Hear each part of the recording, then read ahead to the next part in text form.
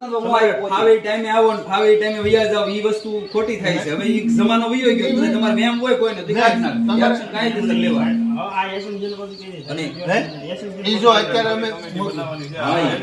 અરે પણ 4 વર્ષ ખેતી બનાવવાની છે. હવે આપણે જોઈએ ને 4 વર્ષ થયા 4 વર્ષ તો વાંધો કાઈ અમે એસએટી કમિટી બનાવી આજે હું જો એક અમારી છોકરી દીધી માહિતીમાં છું બરાબર ઈ પૂરું થાય અને આ પરીક્ષા મારી 12 તારીખે કે 13 તારીખે પૂરી થાય બરાબર ઈ પછી હું ડાયરેક્ટ ને સામે ગામમાં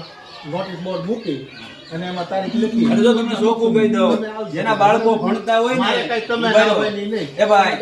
મારી વાત સાંભળો જેના બાળક હોસ્ટેલે કર્યું હતું ને એવું ન કરતા જેના બાળકો અહીં ભણતા હોય ને એને લેજો નકર મને ન લેતા મારે નથી લેવું પણ જેના ભણતા હોય ને લેજો ઓલા બૈરાને એમ કે વાડીએ સહી કરવા ની બધા બોગસ નહીં લે એવા ન લેતા બધાની ગામની મારે meeting તમે જે તમે નક્કી કરી મને 8 ના માર્ક હોસ્ટેલે એવા બધાને ભરાઈ દીધા બોગસ કોઈ બોલે નહીં.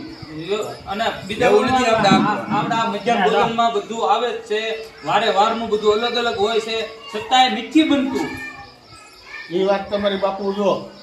તમારા બાળકોને પૂછી લ્યો કહેતો પણ જો જોયા કરે ઓજીનું નો દેખાય.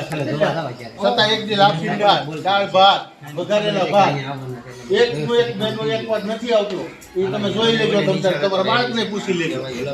વઘારેલા ભાત અને દાળ ઢોકળી વધારે ઈ જ હોય છે. બાકી સવારમાં નાસ્તો આવે જ છે.